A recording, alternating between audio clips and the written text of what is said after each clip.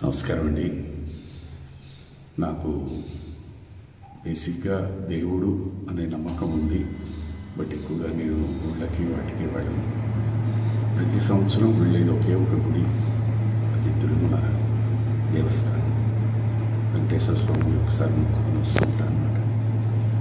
భక్తి, పూజలు, పునస్కారాలు ఇవన్నీ మా ఇంటికి శైలం వచ్చిన తర్వాత మొదలైన దానికి చాలా భక్తిభావం ఎక్కువ.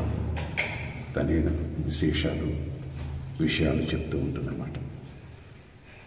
నాకు స్వామి గారు చాలా యాదృచ్ఛికం. ఒకరోజు ఎందుకు ఫోన్ చేశారు ఒక నంబర్ నుంచి. నా అలవాటు ఏంటంటే ప్రతి ఏ నంబర్ అయినా నేను ఫోన్ రిసీవ్ చేసుకుంటూ ఉంటాను.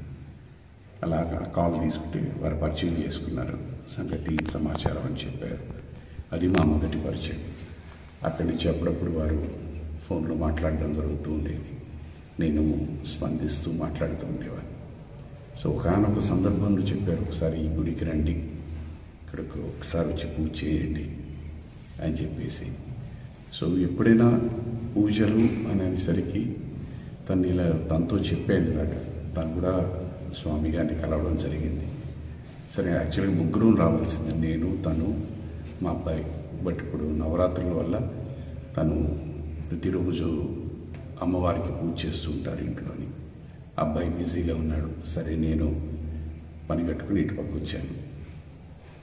ఇది సడన్గా చూస్తే ఇది మామూలుగా మనకి అలవాట్లు గుడి అనేసరికి ఒక వేరే అట్మాస్ఫియర్గా ఉంటుంది. అది ఇక్కడ కొత్తగా ఉంది. అసలు ఆ అట్మాస్ఫియర్ అన్నది ఏమీ లేదు. బట్ లోపలికి ఇక్కడికి దిగొచ్చిన వెంటనే ఈ లింగాలు, ఆ చక్రం, ఇవన్నీ చూస్తుంటే it has a different power, a different look. And దీని గురించి వారు చెప్తున్నప్పుడు ఆశ్చర్యం వేసింది. సో భగవంతుడు అన్నవాడు విగ్రహ రూపం అన్నది కాకుండా ఇలా కూడా ఉంటారు, ఇలా కూడా జరుగుతుంది, ఇది కూడా చేయొచ్చు అనేది నాకు చాలా కొత్తగా అనిపించింది. వారు కష్టం, వారు నిత్యం దీనికోసం పాటుపడేది నేను వింటూనే ఉన్నాను.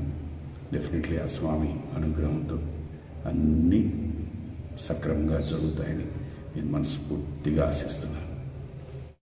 దసరా శుభాకాంక్షలు. సర్వే జన సుఖినో భవంతు. నమస్కారం.